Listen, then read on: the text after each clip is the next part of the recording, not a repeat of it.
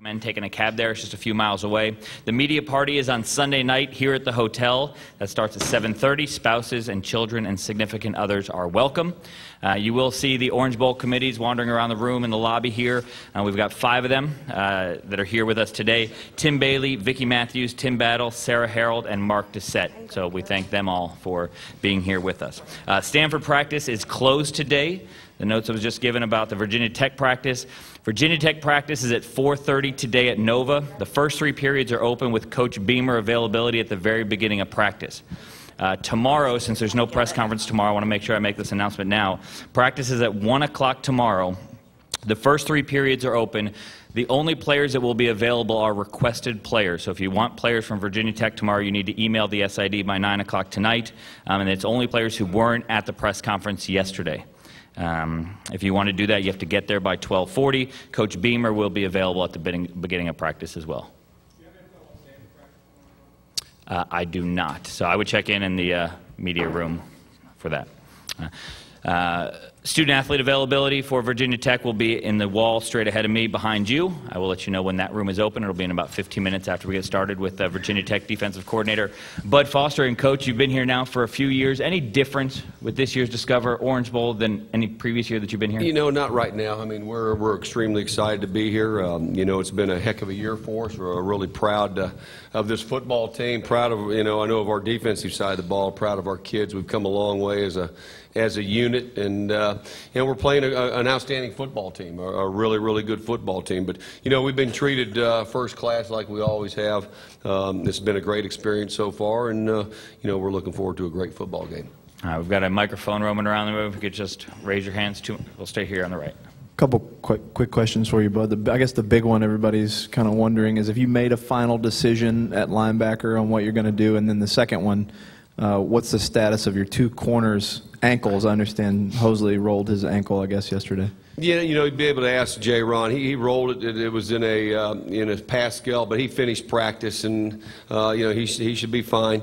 You know, Rock's practice, and you know, kind of knocking the rust off, and you know, I fully expect him to play a very good football game. We need those 2 guys to play very well, because you know, this is a very we're playing a very good quarterback, as you know that, but you know, he's just not the only guy on this football team. I mean, he's got a talented core receivers, some solid guys. Number 81, I'm not for sure how you pronounce his name, but you know, he's been hurt, but he's a guy that's coming back and played in the last ball game, and you know, is a playmaker for him besides the Whalen kid, number 89, and who's is a playmaker. But the bottom line being, we need those 2 guys, you know, to be ready to play and be able to play very well. At linebacker right now, you know, Jack Tyler will probably start the game, and Bruce Taylor will start at our backer position. I don't know how that's listed here in the depth chart. I know BJ will be going nuts with me if that's not the case, but that's just kind of how we've rotated things. You know, practice right now. But yeah, I think you're going to see this. I think you're going to see Bruce playing back, or Mike as well, and Tariq playing backer. We'll play probably a 3-man rotation.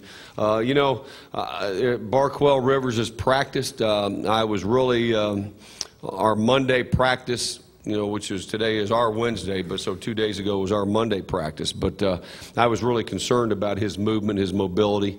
You know, yesterday he was much better. He had a little bit of massage stem and a little heat therapy and that type of thing. Kind of warmed him up prior to going out, and he moved a little bit better. But you know, he can play great. You know, I think the biggest thing, I know Mike Goforth is going to sit down and talk with him.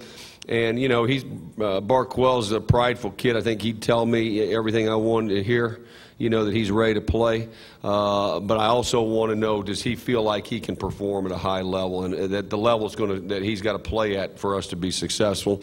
And, you know, I think Mike's going to sit down with him and talk that over and kind of, you know, I'm going to feel him out a little bit from that standpoint. All right, we're going all the way in the back on the aisle. Coach, Luck gets a lot of credit for their offense, but they have a pretty good rushing attack, too. Just talk a little bit about that. Well, you know, that's, you know, as you said, you know, Andrew, and deservedly so, he's a great player and deserves a lot of attention. But really, this is a group that wants to be physical. It starts with their group up front. I think they're a big physical, athletic group up front. I think they have 3 seniors up there, and I've been very, very impressed with their offensive line. Their tight ends, they're a multiple tight end group. They've got a kid, McGillicuddy, that comes in. He's a lineman he's worn about 3 or 4 different jersey numbers, but he's an important guy in their offense as far as he's a movement guy. He gets on the wings and he gets movement. He's a 6'3", 300-pound hybrid guy, whatever you want to call him. They don't throw him the football, I think, one time in all the games we've seen, but he's a physical player. So it starts up front. But then I think I've been really impressed with their backs. They run hard. They're physical kids. They're running for close to 212 yards a game on the ground. That's an area that we've gotten better as the year has gone along, but that's an area that concerns me because of the physical of their play up front and in the physicalness of their backs. I mean, again, 33 is a really, really good back. 32, 25. Then Andrew can run as well. But this is just that's what they want to do. They want to be physical, and then a lot of play action pass off the running game, and that's going to be a big key to our success is how us controlling the running game, and we did that down the stretch with a couple of teams that really ran the football, for their success, and we did a good job at the end. That's going to be key for us though in this ball game. All right, we're going to stay right on the aisle here. But Stanford was talking about how they have like 300 plays, how their philosophy offensively, they try to incorporate everything you've seen from like the 1940s. How do you go about preparing your defense for so many options without having your players get overwhelmed? Well, and the one thing they do, I'll say this, they're very multiple, but it's with more multiple personnel, but they still run the same plays. And the one thing we've got to do a good job of, our package with us is going to be very much a check with me package. It's all going to be based on formations and that type of thing. And so I'm hoping we should be able to adjust and handle the variety of formations and things, whether they come out and do it out of 21 personnel or 22 personnel or 12 personnel. They're going to do the same things, but it's going to be out of multiple personnel groupings. And that's kind of one thing that they've done that's similar to Boise State. They're going to run a lot of people in, a lot of people off, trying to get you into substitution matchup situation.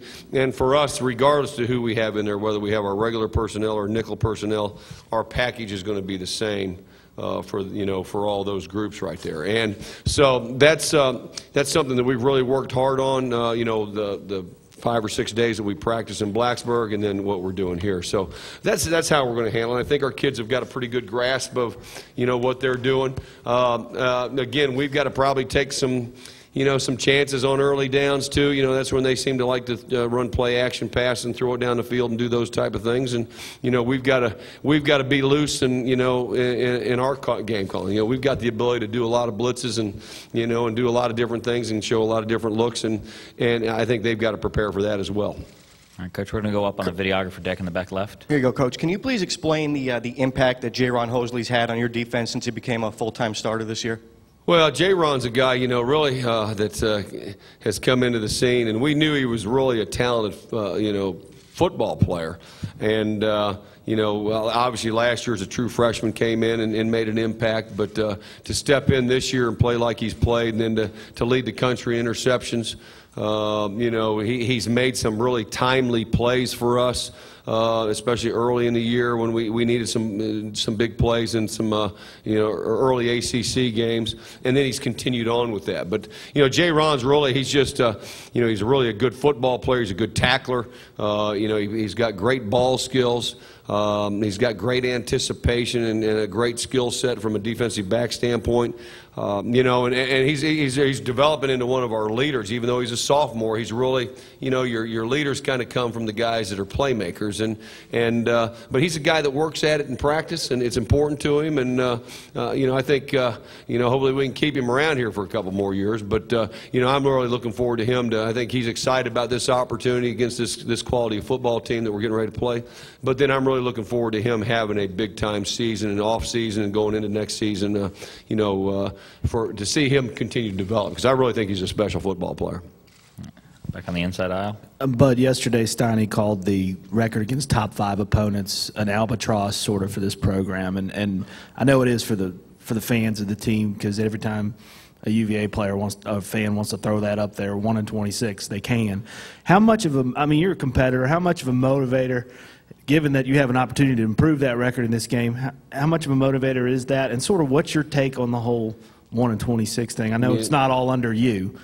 You know, it's I really haven't paid a whole lot of attention to it, to be honest with you. And that's kind of the first I've heard about it. And you know, I know this. You've got to be in these games. Unfortunately, we've played a lot of good football teams, over the years, as we've tried to develop this program to become one of the premier programs in the country. We need to win a game like this, I think, to get us to that next step in our progress as the type of program we want to be here. And so this is this is going to be a great opportunity for us. We've been in those games in the past that I've been involved in.